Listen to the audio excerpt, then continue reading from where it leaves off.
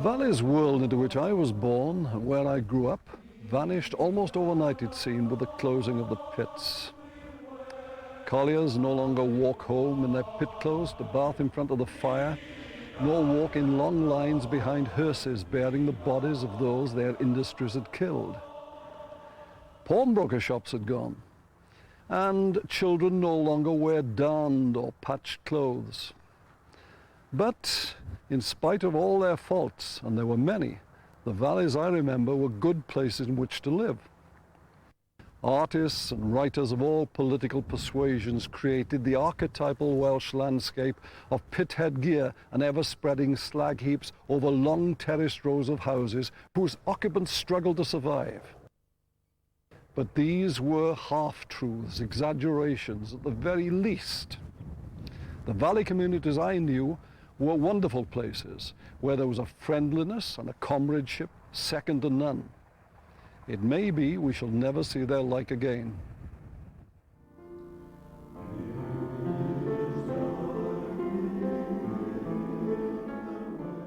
Fortune, a lovely place to live. There were only about 16 houses and we had a village green.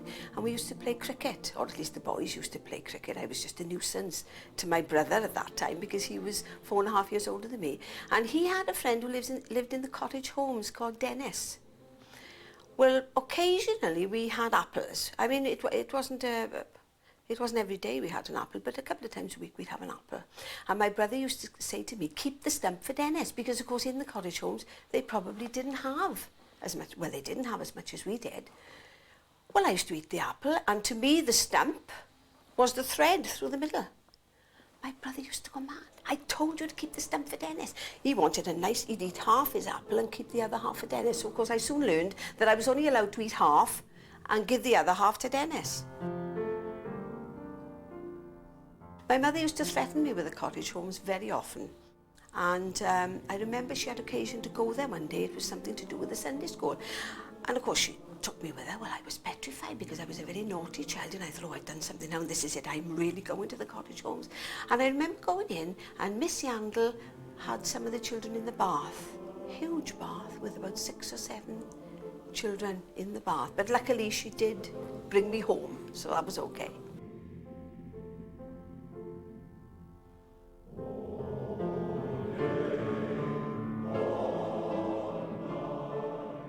Now began to develop the mining settlements like New Tredegar here, where no matter what one did, whether shopkeeper, lawyer, manager, collier, policeman, undertaker, you depended entirely upon this one industry. Romantics called coal black gold, and certainly the ever-spreading slag heaps glistened like silver when sunshine followed rain. Here in this region of windy ridges and deep sheltered valleys would develop the biggest and most important industrial community anywhere in the British Isles.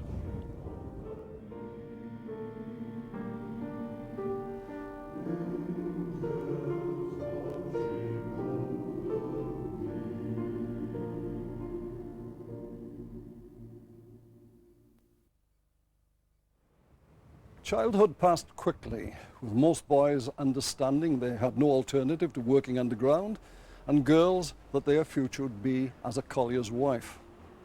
Schools were stark and functional places, with windows set high to stop children staring idly out. Not that many would have risked such a thing, for school was a place of strict discipline, usually enforced by the cane. Indeed, the only noise in many classrooms would have been the scratch of steel-nibbed pens, or chalk squeaking on a blackboard, or nailed boots scraping on a worn plank floor. Desks were 2, 4, 6 or more seats long, their lids scratched by the generations whose uncomfortable wriggling had polished their hard seats. Teaching aids were few. Perhaps a large world map with the British Empire marked in red, a blackboard and easel, a cupboard for the few tattered books, and, dominating all, the teacher's high desk. This stood always near the one open fire, and in winter, inkwells of desks remote from its warmth might freeze while pupils shivered. But being cold was normal in those days before central heating, and when warm garments were a rarity. With money in short supply, clothes were usually handed down from one child to the next until completely worn out and impossible to darn or patch further. Careful darning and mending was always a sign of a good and a caring mother. Each classroom in a school would possess its own special smell, because with bath night once a week, and often in water shared with others, every school possessed its own distinct aroma. Well, we would go to school by 9 o'clock in the morning to Earl Street School. Then we would have to rush home to have dinner and back to school. But in school, it was very, very cold, and the desks were terrible to sit in.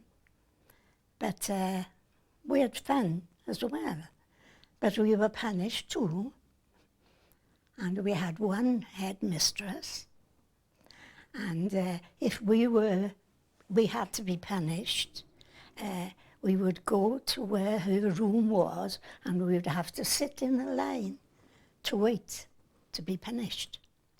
So then when your turn came, you went in, and she had your arm up here, and she had a ruler.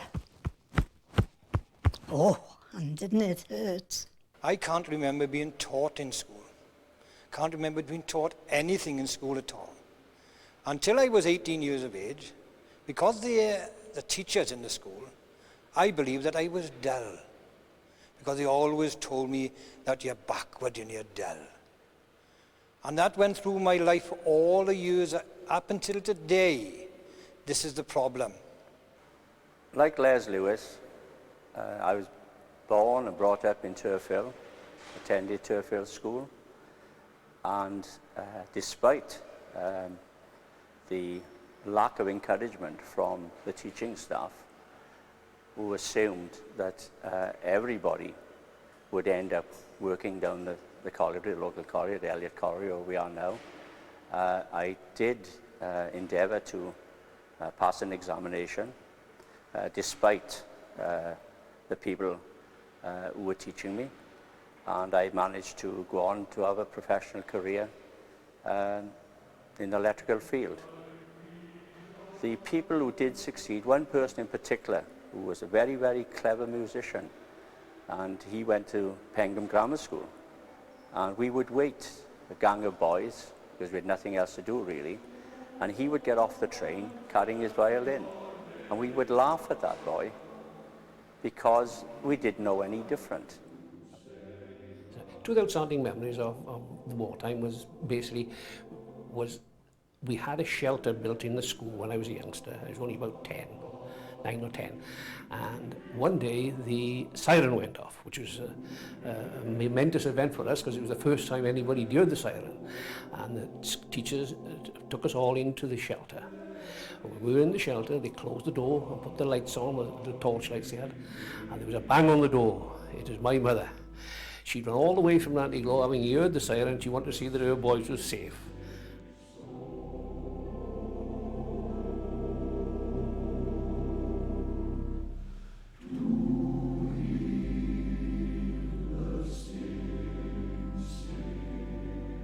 With little traffic other than horses and carts, or the occasional lorry or van, streets were playgrounds for all sorts of games.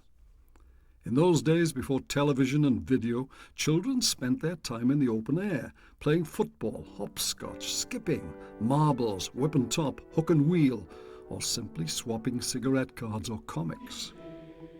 There were various hide-and-seek or chasing games, and gas lampposts would be used as swings until the local policeman arrived and everyone scattered.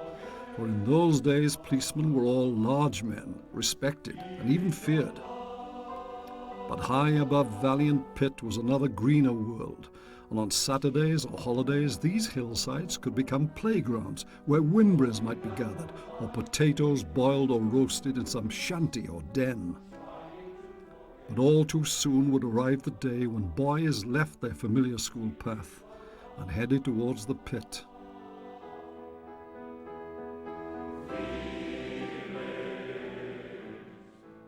When I actually applied for apprenticeship with the coal board, I was encouraged by the headmaster of Bargoed Tech, who said, no, don't go into the mechanical field, you should go into the electrical field. Now, I knew nothing about electricity, but I was fortuitous that I had a man there who was able to advise me, and I was able to develop my career and become a professional electrical engineer.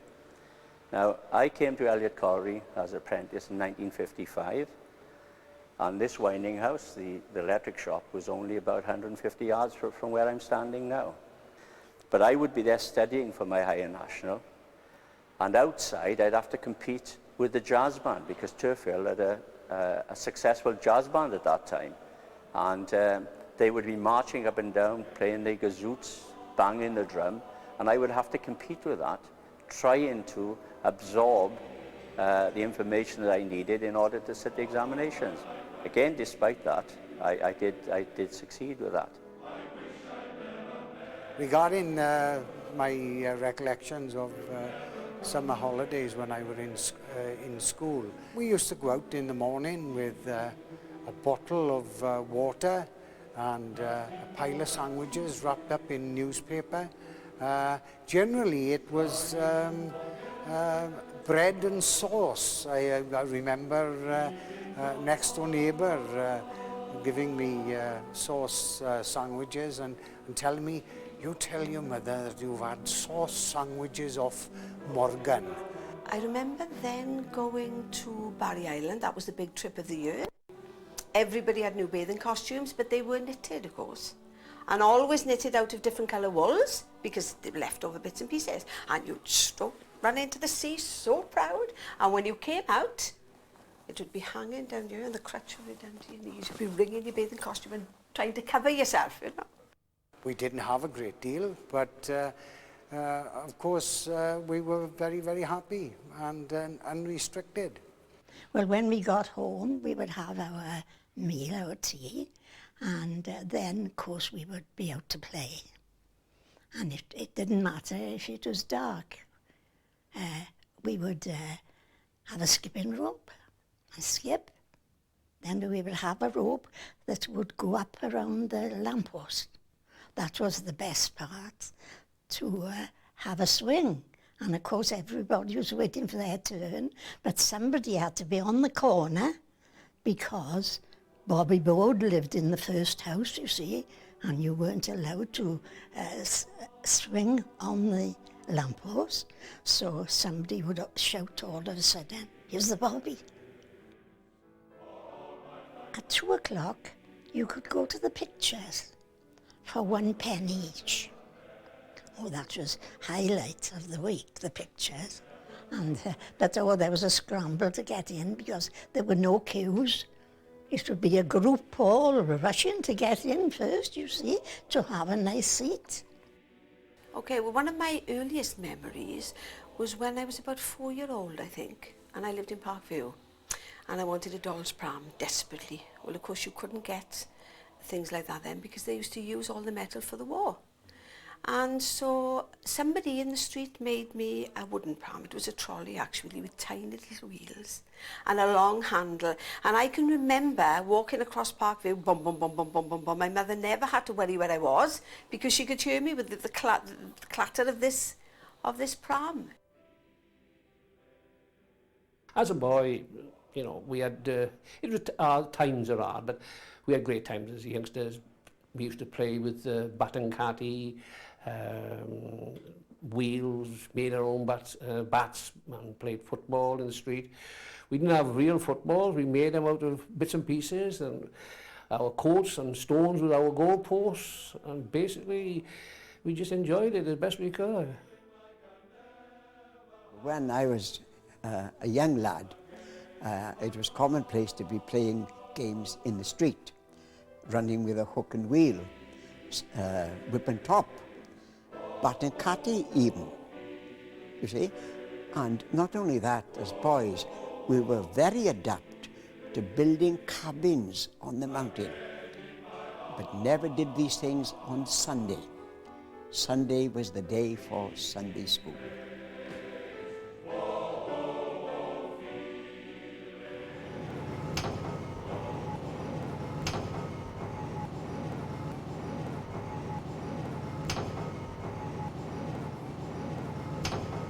In 1896, at the age of 12, Jack Jones started his work underground.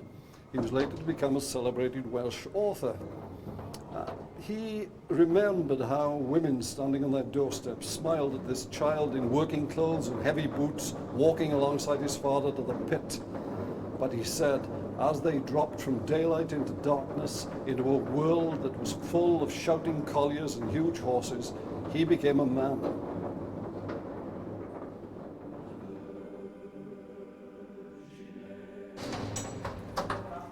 Can we step off my cup, please? Thank you. Thanks, Paul. It must have been a frightening experience the first day underground. You remember your first day, Paul? It was the first day filled with apprehension and something of going into the unknown. Yeah. Didn't know what to expect. You heard all the stories of my father and my grandfather about it, but still afraid. Not so much afraid, but nervous. Ben Morris, new Tredegar collier, later miners agent and NUM official, also remembered his first day underground in 1921 at the age of 13. Like Jack Jones and Bert Coombs, whose book These Poor Hands is one of the best mining autobiographies, he was highly literate and able to bring working conditions to life. You know, walking through these low headings in Big Pit, the parts to which tourists normally never come, I'm reminded of Ben Morris's first day in the pit. He was 13 years of age, and he said that it was the only work he could get, the only place he could find work. His pay was 15 shillings a week, 75 pence. And when he took that home and gave it to his mother at the end of the first working week, she gave him 1 penny, pocket money. And immediately he went out to the cake shop and bought a penny cake.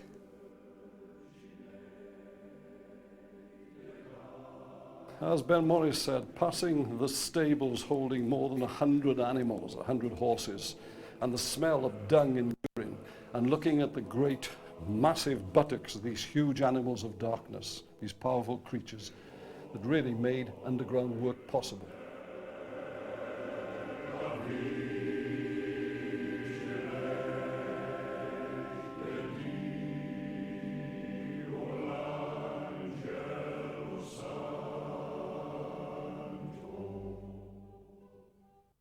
Ben Morris, remembering his work underground, said, "The blackness underground can be dreadful. The darkness of the mine," he said, "is like darkness at the edge of doom, and it's so solid you can almost push it back when it envelops you.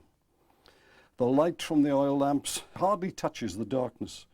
You hear the creaking of the timbers, the distant thud of shot firing, or the roaring rumble of a journey of trams."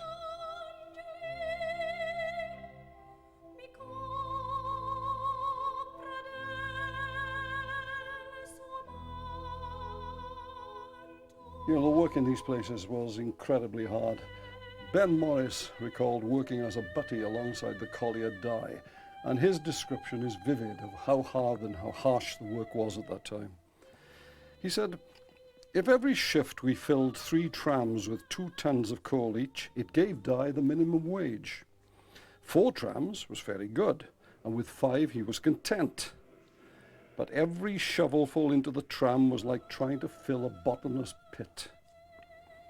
I'd watch Di, stripped to the waist, as he drove the long steel wedges into the coal. His muscular, dust-caked body gleamed with sweat, and each blow of the sledgehammer was wielded with precision and power. When the roof was bad or the coal was hard, such was his temper that he blamed me for all his tribulations. Were things as hard as that in your day, Paul?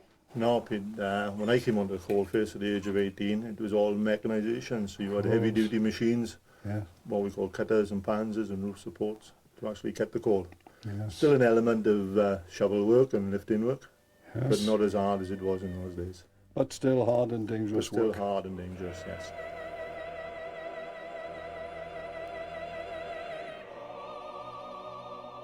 It's walking through old workings like this that makes me recall the truth of what Jack Jones said all those years ago.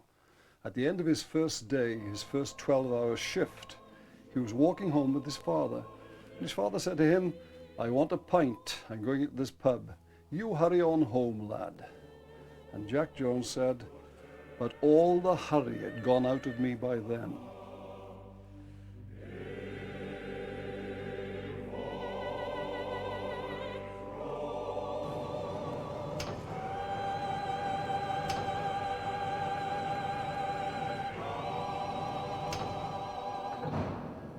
Well, I started to work underground at 15 years of age. Very apprehensive about it, but I went down underground. It wasn't many days that I'd been underground that I saw the first fatality, and it was a frightening experience. But following that, from there on, I worked on small haulages, compressed air haulages. And then I did several jobs, repairing, assistant repairers. I enjoyed working in old workings which were very gassy, and withdrawing from old workings, pit props, steel arches and timber and that. And I enjoyed that very, very much indeed. I started in Elias Quarry in 1951. I was in Elias Quarry until it closed down. What can I say about Elias Quarry? What I can say about Elias Quarry is the fact is the winding house was so clean and tidy. Because the engine house was so clean that in order to come in, you would have to step on pieces of cardboard that were laid down, because the men who kept the engine house clean were so proud of what they were doing. And again, they were alone to themselves, the winding enginemen. Nobody from the manager down could just walk in. You had to ask permission in order to come in here.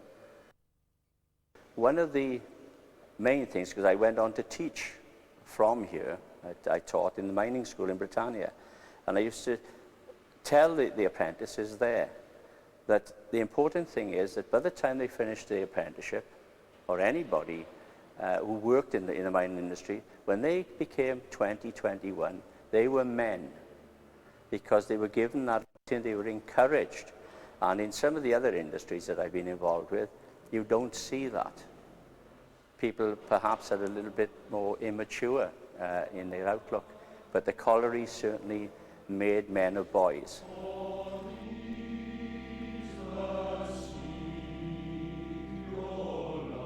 Being an old colliery, T-Trist was sunk in 1834.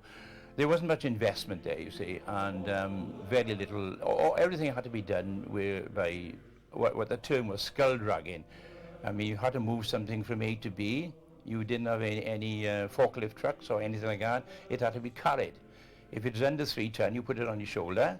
If it was over 3 ton, you had a horse, the service of 1 horsepower. The horse I had there was called Ponty, a big grey Shire, marvellous horse, and highly intelligent. And this horse would work all through the day, and the man, the ostler who controlled him, was very kind to him, because some of them could be quite cruel to horses, the underground men especially.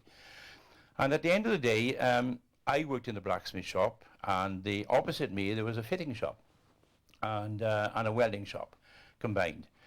And the horse then would be parked, that's not quite the word, but that'll do, parked outside, and the ostler would never tether him at all. He would just leave him there, and the horse would stay still. He would stand, and he wouldn't move, while the ostler went in and had a whiff. I don't mean a cigar whiff. I mean a rest. The good old term for a rest, a whiff.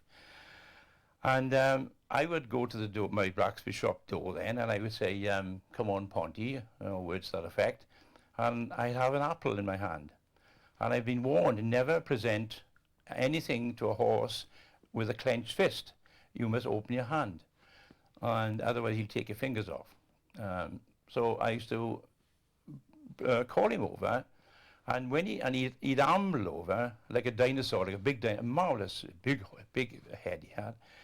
And when he'd come over, then I'd shut the door in his face, and it'd be his pausing for about 10 seconds, and then he would rap the door with his hoof, just rap the door like knocking a door, and I'd shout, "Go away," or words to that effect, and then he would do it again, and then I would still ignore him, and then came the very clever bit.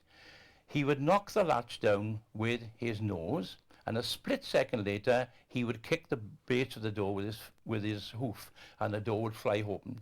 Now, I mean, it takes an intelligent animal to do that, to get the synchronization right.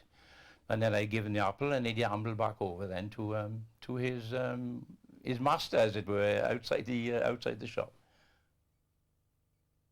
One family in particular was fantastic workmen. Really, really fantastic workmen. And the whole family was the same.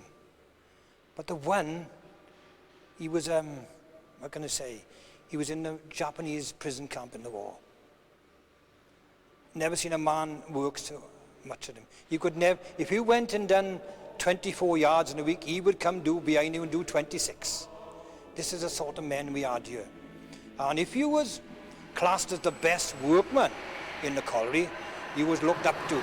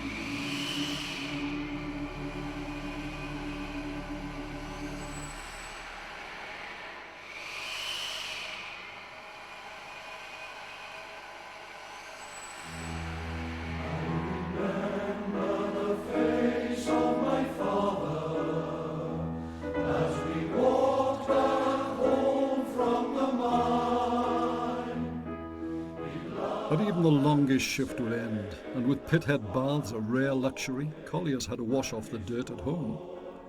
A galvanised tin tub that acted as family bath and clothes washer would be standing ready filled in front of a roaring fire that had heated its water and cooked the waiting meal. Bert Coombs, a Herefordshire lad seeking work in the pits, would be amazed at the shining cleanliness of these cottages and their roaring coal fires. With its ironwork black-leaded and brass fittings shining, this was the heart of the household, where damp washing was dried and flat irons warmed for the ironing. The kitchen was a dazzle with brass, he recalled. The fire filled the grate as high as it was safe, and its white heat showed in reflections on the fender. His farm home had seen nothing like this. Until the 1939-45 war, few, if any, married women went out to work, since looking after a family with its endless cooking, washing, darning and cleaning was a full-time and demanding occupation. Lacking the washing machines, detergents and easy care fabrics now taken for granted, life could be hard at the best of times, and particularly during periods of short-time work, lockout or strike, when usually the mothers did without. There is a difference with the approach of authority these days to when I was a youngster. My mother said 9 o'clock you were in. Otherwise she'd be out there making sure that you were on your toes to get in there at 9 o'clock. My mother used to go for her rations every Thursday. And one particular Thursday, there was a big commotion. She was coming down what we call the ground pitch to home. And we all ran up to see what the commotion was. She had a banana. And we hadn't seen a banana. I hadn't ever seen a banana. She brought it home and very ceremoniously cut it into 5 pieces so everybody in the family had a piece of this banana.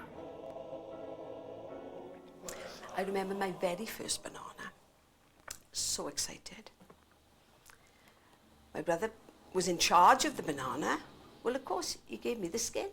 He ate the banana and he left me with the skin. I've always loved bananas since. I think it was, I was deprived, you know, I was deprived. Well, as a youngster, we used to like to see the trains coming up, because we used to have a train, it used to come up every morning with timber from Newport docks, away from the bombing the area, and they used to store it up towards which is now the comprehensive school area. And our delight on a Saturday morning was to go down to the gate, because they had to open the gate to let the engine through, and we used to try and ask the driver if he'd let us come up on the footplate to travel up to the couple of 100 yards up the line, which we thought was great at the time. Around about 6 o'clock every night, we used to run outside the house to listen and hear the engines coming up the valleys, bringing the miners home, because they all used to come home in their dirty clothes. And my uncle used to walk along the farm road from there with his little box which used to keep his sandwiches in. And he always used to leave half a sandwich in there for me when I used to go and meet him. I mean, the women, my mother, on a rubbing board, out the back on a Monday, if it was fine. The kettle, with another kettle, a bucket on the fire, doing the bedclothes. And if a little spot got on that, there was murder. She wanted to close the colliery, she was going to sack the manager, and everything. But not only that, my gran used to have a dolly. Come and do the dolly for me, Les. She'd never done a dolly in a tin bath. It was always in a tub. Because the tin bath, when you pushed it down, would barely in the bottom. But the tub would not. But I've got many happy memories of working at Elliot Colliery, mainly because the camaraderie and meeting so many characters. Characters in Turfield I can remember as a child, because gambling, people would gamble up in the quarry on a Sunday, and we would creep up and try and watch them. And I remember on one occasion, I actually slid and fell over the quarry, and I injured my elbow. And that's one memory, and a memory of another character who was a renowned gambler. In fact, he almost lost his livelihood. And I suppose the nub of the community in Turfield at that time was the Institute, where they had the snooker tables. And I can remember that man would get off the train with his pay, come into the snooker hall and lose all his money. When I worked in the colliery, I was involved in the union in my later life, but always interested in the union from a very early age of my working life. And I remember there used to be the workmen's compensation. If someone died within the colliery, then they would have £200. And at Elliot Colliery, the main road ran alongside the colliery, and there was a high wall. And I certainly remember a gentleman dying outside of the wall, and he worked, going home from work, and he died outside the wall, and workmen fetching him back into the curtilage of the colliery in order that his widow would be able to claim the £200 compensation. Every employee that was married and had a house in the area were entitled to 12 tons of coal every year. And that coal wasn't delivered by bags, it was tipped on the main road. So at Greenfield Street, where there were 170 houses in the row, at least 2/3 of those people would be working in the colliery and entitled to coal.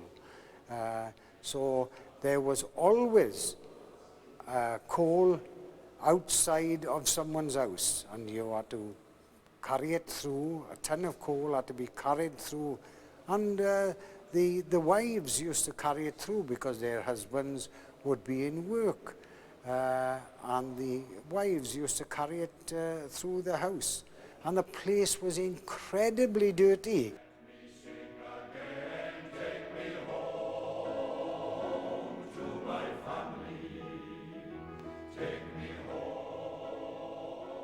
Of course, clothes were handed down through the family. I was lucky because we were only 2 children, but many of my friends in school, they were 6 and 7. And if you had a raincoat, a gabardine mac, my brother would wear it first, of course. And I would wear that. First time I ever put it on, it was down to my ankles.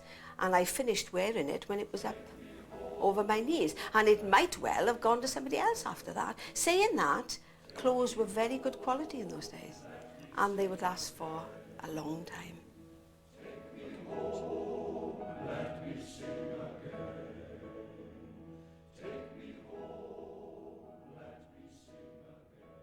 In days long before out-of-town supermarkets, almost everything needed for daily life in workplace or home could be bought locally, either in larger stores at the village centre or from tiny front-room shops scattered along the rows.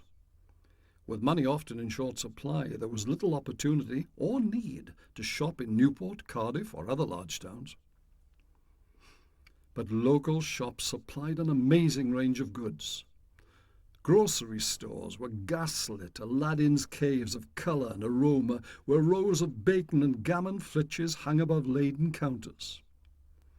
Shop assistants dressed in long white overalls provided personal over-the-counter service, while boys eager to earn a few coppers would deliver orders, either in hand baskets or by riding the heavy bicycles most shops possessed.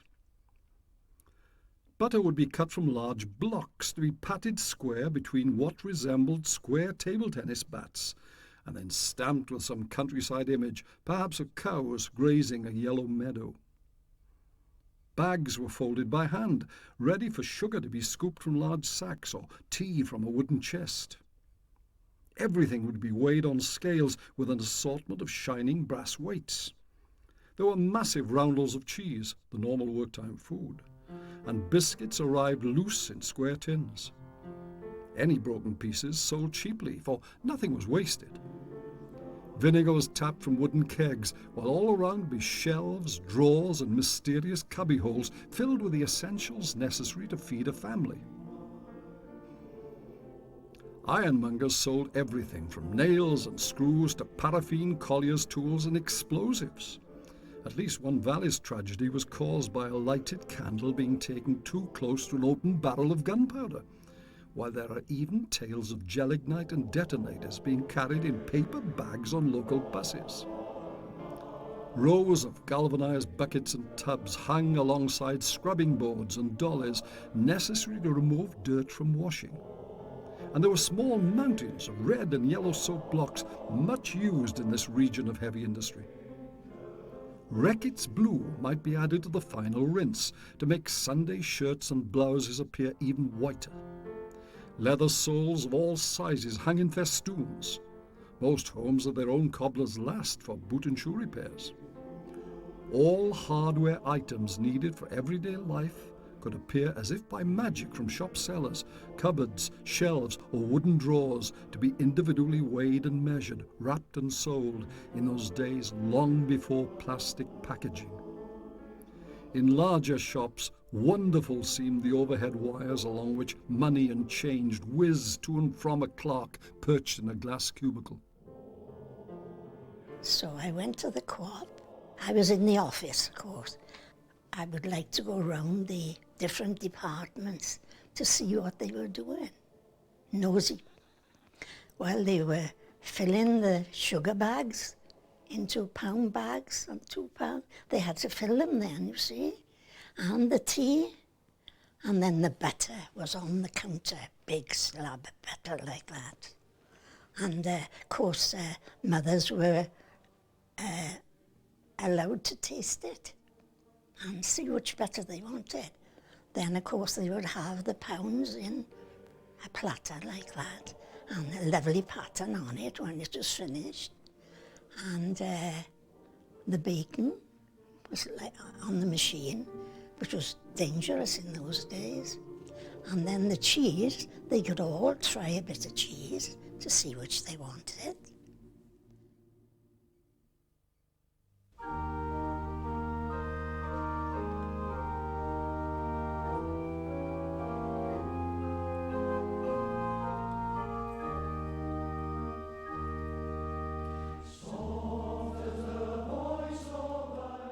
Managers and others in authority tended to go to church, while colliers and their families went to the nonconformist chapels.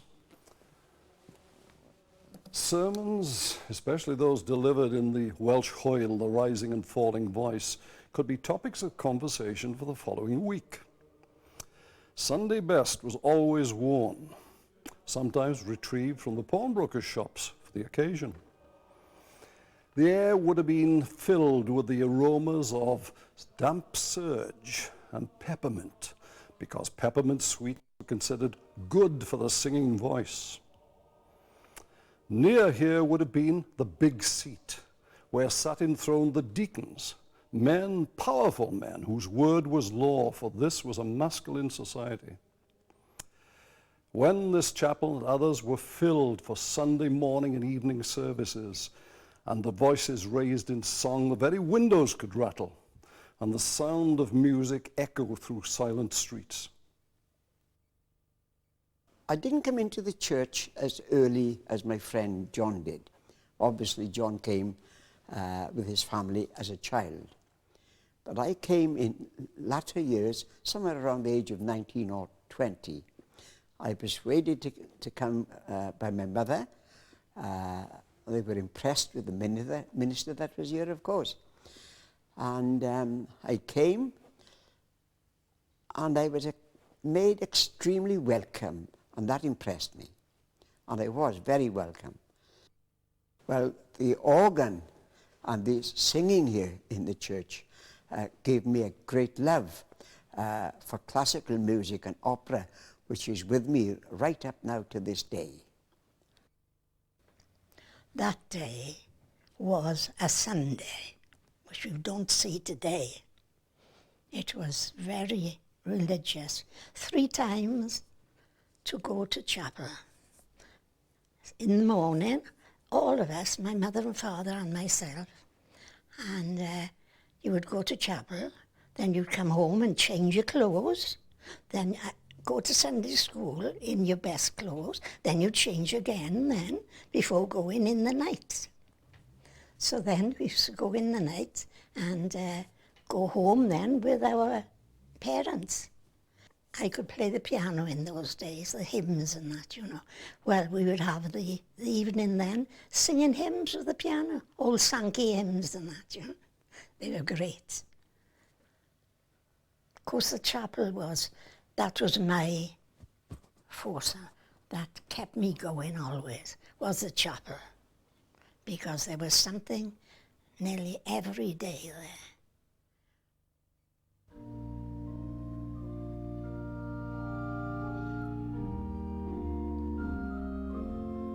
Every nonconformist chapel possessed its own Sunday school, where older members taught the Bible to classes of child scholars. A full attendance, duly recorded and stamped in a star card, could bring a book prize on the chapel's anniversary. Whit Mondays were especially significant occasions when every chapel would parade through town and village streets, each attempting to outmarch and outsing its rivals. Dressed in a new rig-out, the only time in a year for many when new clothes were bought, arms linked to indicate brotherhood, and with voices raised in song, all would follow the chapel's bright banner through throngs of onlookers. Men walked first, followed by women members, and finally the children, who were probably far more interested in the treat of yellow slab cake and lemonade that would follow.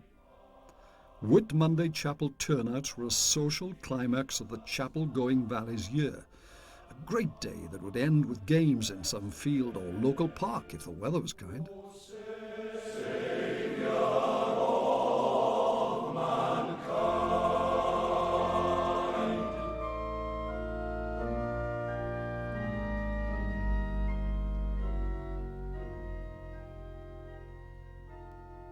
every Sunday night, I used to go to the Welsh Wesleyans, and my uncle, Edmund Elkins, who was the headmaster of the school, was one of the heads in the West Wesleyans. Now, they had a little period during the service towards the end where they used to have the youngsters used to go to the front of the congregation and recite a little short piece out of the Bible, such as God is love and things like that. And everybody was reluctant to do it, but they used to bribe us by doing it. Say, there's a penny for you if you go up there smartly and do it. So it depended how your financial position was and how smart you got up and do it. And they used to get the penny as a reward for doing it. I came here from very early childhood, and of course memories of the Sunday school days are very, very clear still. In those days we were taught by the elder people of the chapel, and of course it was a very busy Sunday for everyone. Then you had the highlight of the year, which was of course the Whitsun time. At Whitsun time the chapel would be full, we'd be giving out recitations, and on the Monday would be the annual walk out through the town with hundreds and hundreds of people marching and even more people watching. And then back to the chapel, there laid out for us was our Sunday school tea. And you know, you had white bread and butter, brown bread and butter, Madeira cake, slab cake, tramline cake. My word, what a wonderful time it was. Then after that was all over, we would have bars of chocolate and then out into the field at the back to play games and enjoy ourselves with our friends.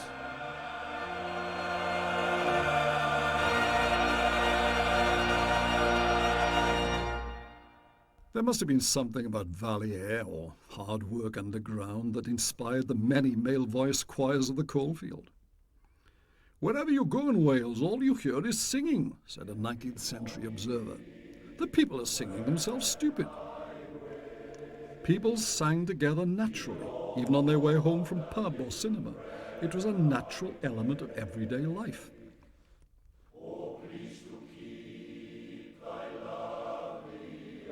Fine choral groups still exist, and even if the great days have gone, they can still produce that special magic that comes from Welsh male voices raised in harmony.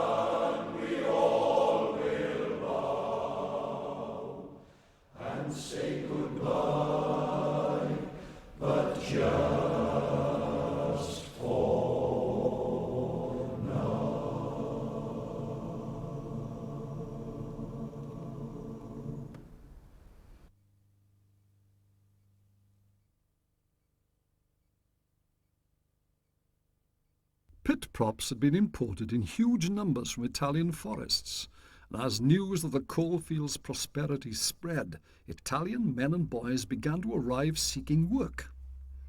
Some did find employment underground, but others introduced the temperance cafes that became so important to local society.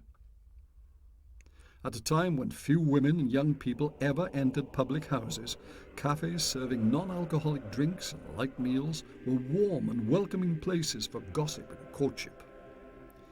Somewhere would be an eagle-crested, chromium-plated machine that made coffee and tea, boiled eggs, heated milk, and warmed meat pies. Wonderful Italian ice cream would be sold, and there would be shelves lined with bottles of soft drinks such as Vimto and sarsaparilla.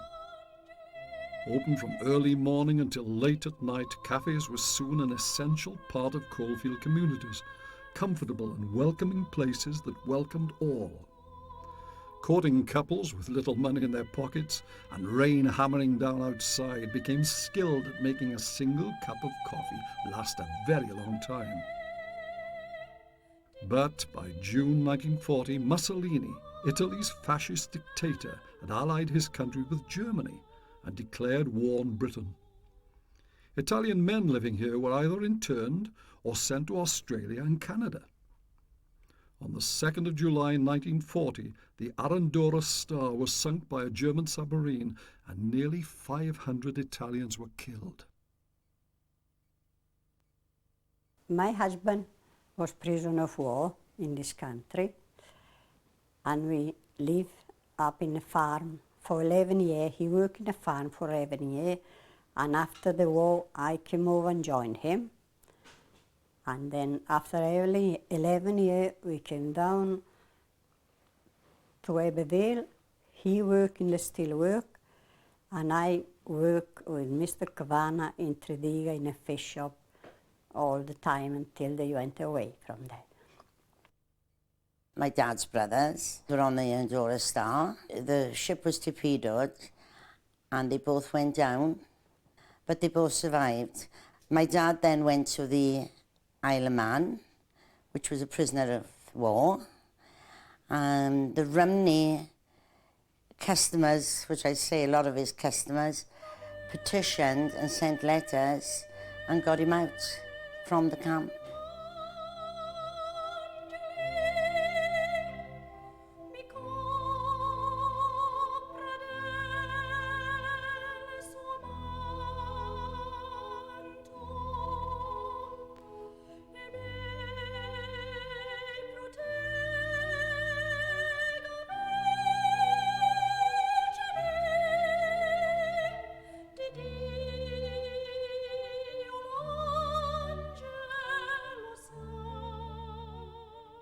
When the ice cream came well known, there was a Mr. Zaraski from Tredegar, and also my dad's brother, who was Mr. Tom Dalnegro from Abbeville, which joined the company, but later it was known as the Gloria Ices.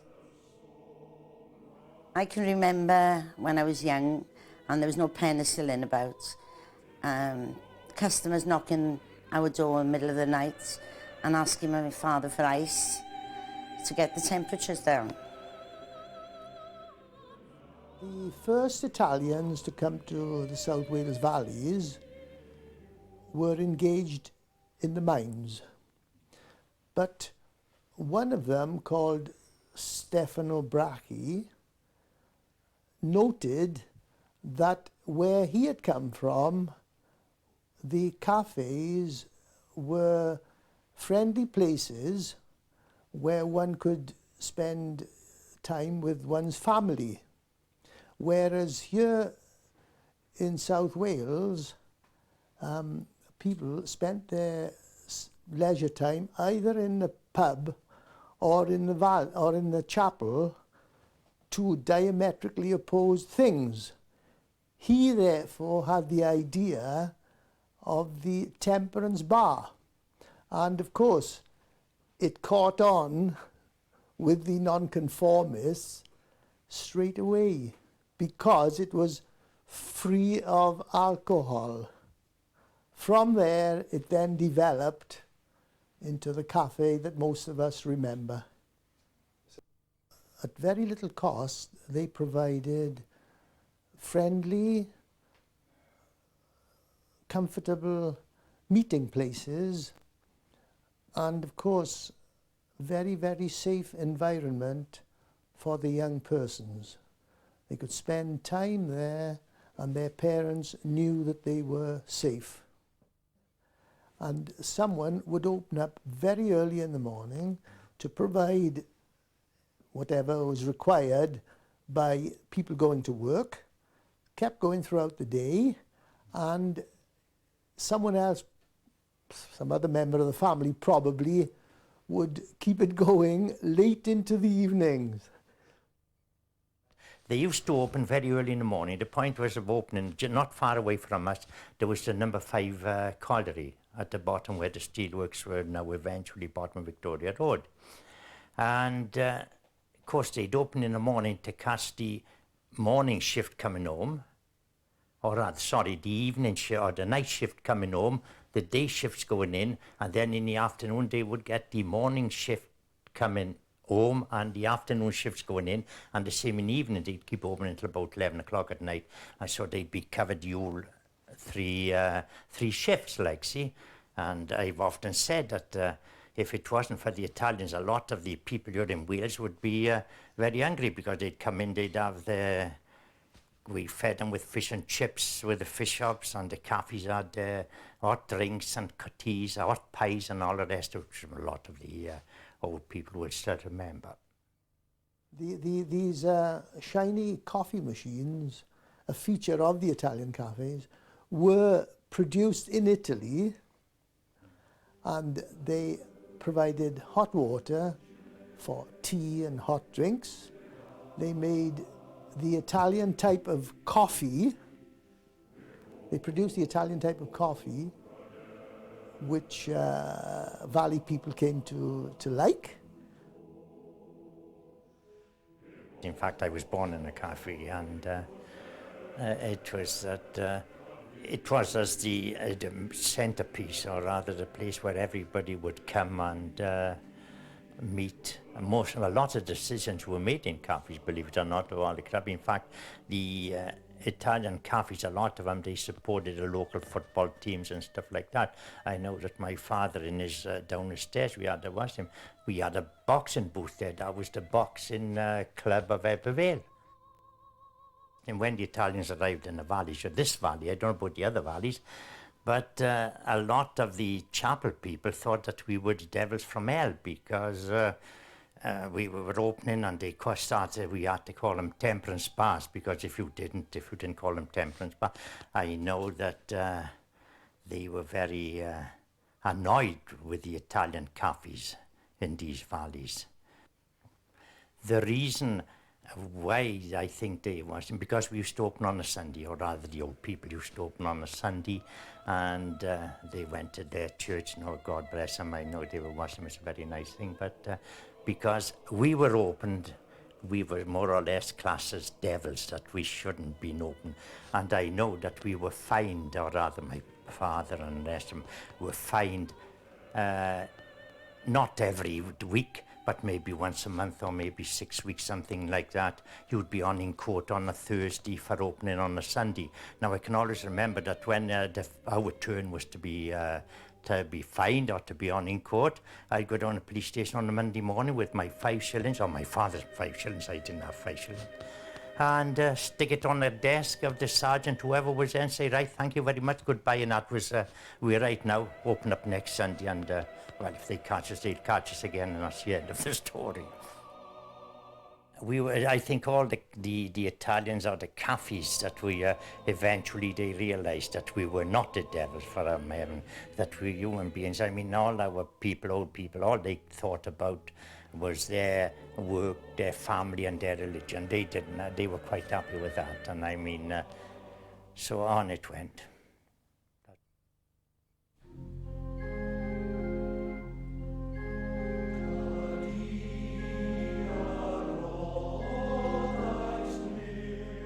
Now that is the first strike, and my father was a fireman then, and of course he had to go to work. He was never out of work in the strike, and he had to go to work, and a policeman used to come to go with him, because he had to go 3:30 in the morning, and he would go with him down Stable Lane. And because it was bad then, you know, with the miners, and I wanted to go. I wanted to go to have soup with the children, and they wouldn't give it me, see, because my father wasn't out of work. A couple of doors from me, a woman had a new baby, and they were a house full.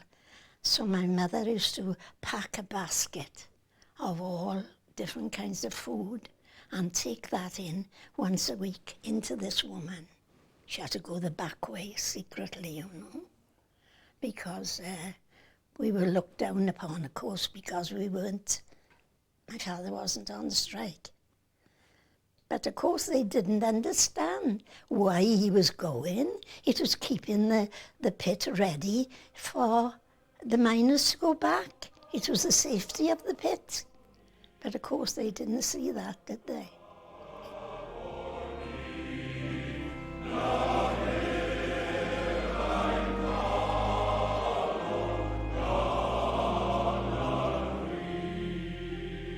With state aid limited and medical services expensive, self-help medical schemes developed throughout the coalfield. St John's ambulance brigades developed near pits and trained colliers to provide immediate treatment for accidents underground. It still provides ambulance and emergency cover for public events.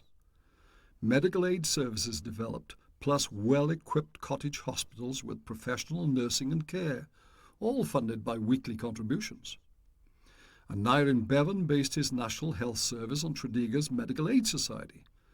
Gradually, cottage hospitals gave way to institutions such as the University of Wales Hospital at the Heath, Cardiff. St John's Ambulance really was founded in the area because it was the first line of treatment of injured, particularly to miners. And if you look at the history of it, you'll find that a lot of the mines had first aid units of the St John's involved in it. Now the first one that's recorded as a division was in Dowlais, and the second one was in Brimau. Now Brimau has been the longest continually serving division in Wales.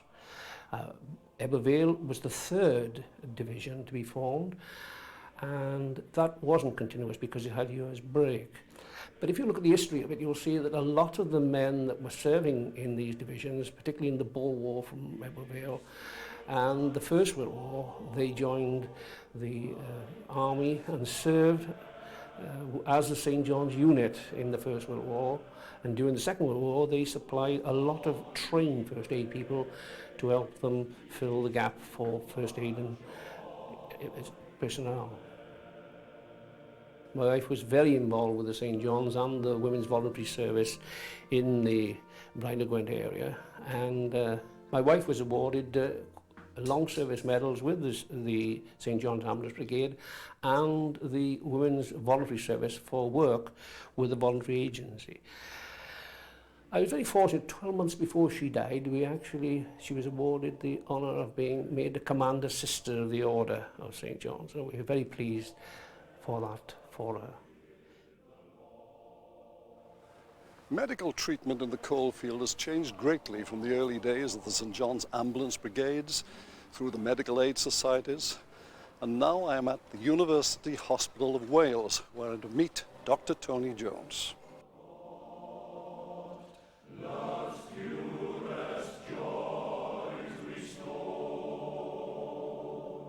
Well, my father and his father were both colliers, worked together in the same mine as father and son for many years. One of my early memories, my father coming home in his working clothes, blackened, dusty, and we lived in those days in a two-bed cottage with no bathroom, no hot water. And my mother would have a couple of buckets of hot water ready on the open hearth, and Dad would have a bath in a tin tub in front of the fire. For a bit of privacy, there was a string across the kitchen and a sheet hung from that, and occasionally I'd scrub my father's back. When I was about 6, we moved to a new house which had a bathroom and running hot water, and that was a luxury. But the real luxury came a couple of years later when the Pithead baths opened, and he came home for the first time. I saw him clean coming home. Anyway, when I was about 4 or 5, my father had a serious accident, a roof fall, and he was half buried. I can remember even at that age the ambulance pulling up outside the house, and my father was ashen grey, even though he was black. He looked shocked. And I think that ambulance stopped for my mother to say her farewells, actually. And he had fractured femurs, fractured pelvis, multiple rib fractures. And he was in hospital for many, many months in Bridgend. And as a boy, I wasn't allowed on the ward, so for something like 7, 8 months, all I could do was wave to him from the doors of the ward. Like many miners, he was very keen on education and was delighted when myself and my sister passed our 11 pluses. And I can remember the day I qualified as a doctor. He was so proud. It's bringing a bit of a lump in my throat at the moment, but he cried. My father was the first aid miner for his shift and carried, I think it was called the bag, the first aid kit. And he was licensed to give morphine injections in the event of any serious accident. Of course, when he had his accident, there was no one to give him morphine. He was a member of St. John's Ambulance, and they won many prizes, that particular group. My father actually won a state scholarship which would have allowed him to go to Bridgend Grammar School, but because he was the eldest of 7 children, he felt it was his duty to go out and earn some money, and hence joined his father underground. When I was a medical student, 5-year period, my father actually went out part-time and eventually got a degree in metallurgy and became a research metallurgist. He left the mines and became a research metallurgist, so that took a lot of effort. We shall meet at last. When I started work in the fitting shop, it was a different life completely to the life in the grammar school. I mean, in the grammar school you mix with your own kind, and you get used to talking puns and what have you, and I think we led a very sheltered life. But life in the fitting shop in Tetris was a different ball game. And I found really that I gelled with the people who worked there, some very good characters there. And I did 12 months there. I did my training in Oakdale, and which you had to do in those days to enable you to go underground. And then I ended up then in the blacksmith shop. And then while we were in the blacksmith shop, I got acquainted with these screens, because part of the work of the blacksmith was maintenance of the screens. The screens, I think, the man who designed the screens, you know, he didn't have much sense of humour, because they faced north to south, and they picked up all the cold weather and the icy blasts of wind in the winter. They were open to all elements, and the dust down there was horrendous. I mean, people are saying about the dust underground, when I know it is bad, but not like the screens. And the poor men down there were supposed to be able-bodied. Well, that was the joke of the year, because they were not able-bodied. They were men who had had accidents underground, and they were given so-called light work by the management. And if you had 8 men working on the belt, they had about 3 arms and 5 legs between them all. And I'm not being disrespectful, they had to struggle with that handicap.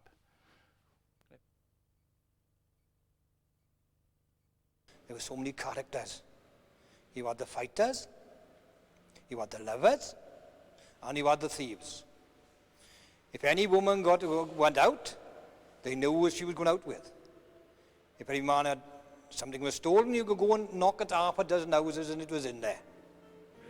And then you had the fighters. And my God, they could fight. They had certain families in New Tredegar was all fighters, every one of them. I knew one lad who had his eye poked out with a stick. If he hadn't had that, I believe he'd been a world champion. Because when he hit you with that right hand, your legs will go straight away.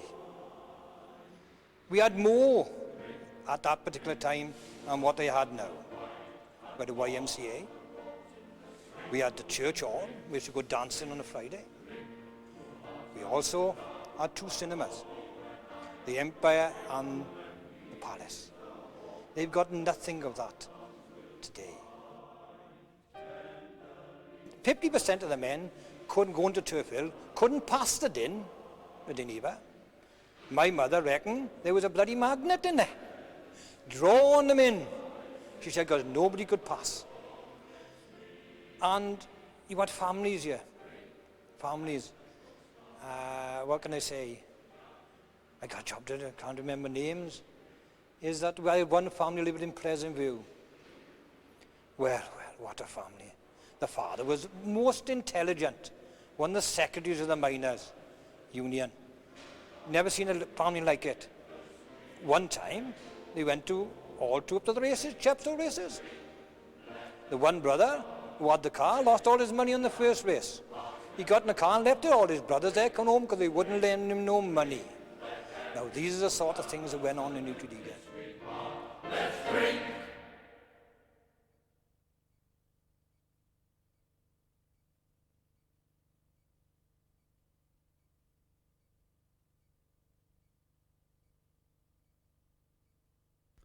During the 1939-45 war, the need for coal was so great that Government Minister Ernest Bevan began conscripting young men into the pits. John Adams was one of these Bevan boys and was still working at Tea Trist Colliery, Tredegar in 1948, 2 years after the war had ended.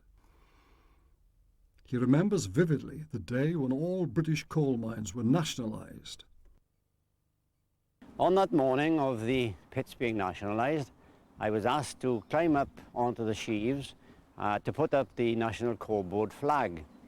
We climbed up the sheaves, that was all right, but from there to the very top, of course, there were no guardrails. You just clambered up onto the walking paths that were there, got on top, stood on top, put the flag up, looked down, of course, which I shouldn't have done probably, and coal cutters looked about the size of a tin of sardines. I came all the way back down, got to the bottom, looked up, quite proudly of what I'd done, probably, but horrified to find that the flag had curled around the flagpole. So I had to go back up again, right to the very top, stand on the 3-inch piece of metal at the top, which was the top of the headgear, put it all right and come back down again. So, yes, I won't forget that morning when the pits were nationalised. Of course, there's a school now on what was part of the site. Certainly at the bottom end where the playing fields are, you had the 3 shafts of Tea Trist Colliery. Shaft 1, 2 and 3, which is the fan pit. Now, I was very lucky. I consider myself to be very lucky. I was sleeping in my own bed, in my own home. Pals of mine were abroad, in the forces. Some were wounded. I had a lucky war in that respect. Okay, things down the pit were pretty hard, but at the same time, they weren't as hard as the people who were away. Apart from that, I learned a trade. I was sent to the mining school. So when I finished in the pit, I was a fitter, a qualified fitter. So my war, when you look back and I think back, I was a very, very lucky man. Very lucky. But the national strike of 1984 seemed to end all dreams of a prosperous future. Now, when I started to work underground at the age of 15, 1954, with the Vivian Colliery, then I kept transferring. I actually came to Pithead Colliery, and then I kept on transferring again, and I finished the Marine in 1989. As the mines are closed down, I had to chase the work. I can remember 84, 85, the miners' strike, in which I was heavily involved, and we was down the transporter bridge in Newport to stop the ships bringing in the coal to Dow's Wharf, and that's where I was arrested. And there was 48 miners plus one lady photographer by the name of Alexander Gray. And they had put us in the cells, and they had to release us because on the Saturday, Newport was playing Bristol at home, and there'd be no rooms in the cells if there were soccer hooligans present. When I finished in the mines in 1989, I then went to another one called Big Pit, which is the only mine in this area, which is now currently a mining museum, and where I work part-time, 3 days a week as a tourist guide.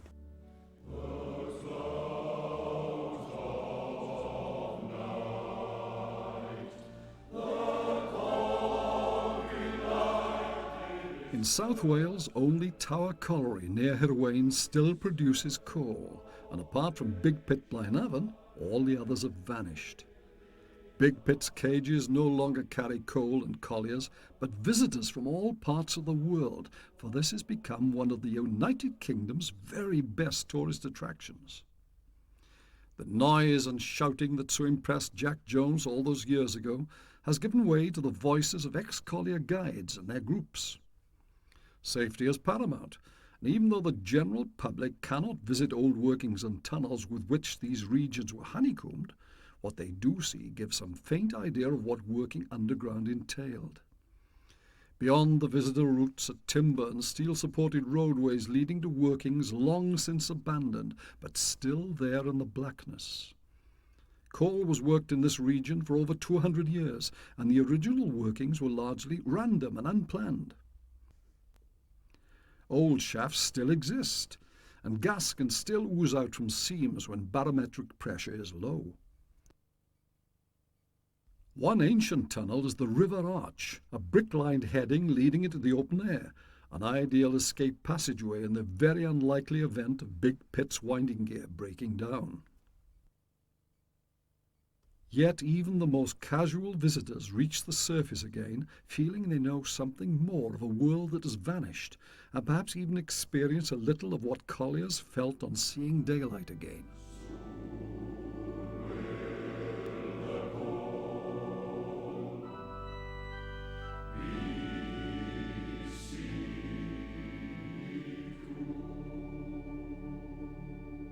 Bill Gabb, New Tredegar man, ex-soldier and collier, loves this valley and has written about it in prose and verse.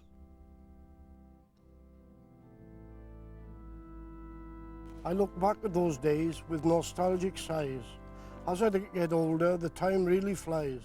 So come, my friend, come with me, back to where our memories be. Let's climb above the splendour of the streets we once knew. When most have all gone, they've only left a few. Let's search for the sights and the sounds that are in our minds. Come with me, my friend, let's see what we can find. We'll go back to the friendliest people you could ever meet, in the old terrace houses, street after street, with streets full of children, all playing their games, and such friendly neighbours. Remember their names? There was Hynam and Einam, Clevey and Keach, just some of the names that lived in our street. Remember then the old lower road with Jenkins, Haywood and Price, who would stick together through thick and thin. They were all so friendly and nice. Yes, my friend, we'll remember and behold the steam from them engines of old, where they pilfered the coal from the wagons to keep warm and protect from the cold. Where women would linger, fags all alight, and old men wore dye caps from morning till night, with shifting curtains and shadows just gone, searching for gossip that they could pass on. But emerging, my friend, is a new lower road. Let's hope it will shape with the same friendly code, where people will pull together and rally the second time round in our Strawberry Valley.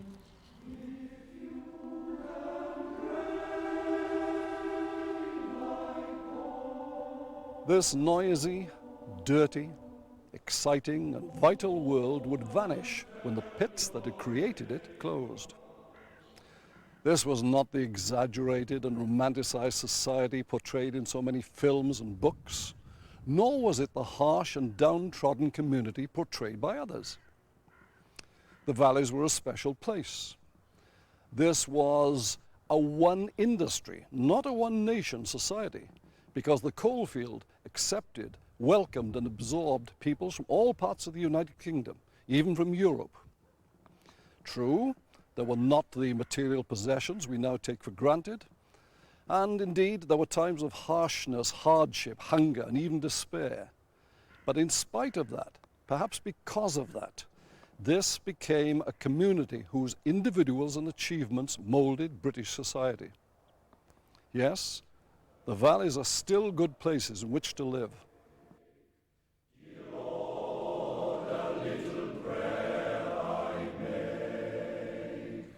Oh, please to keep thy love.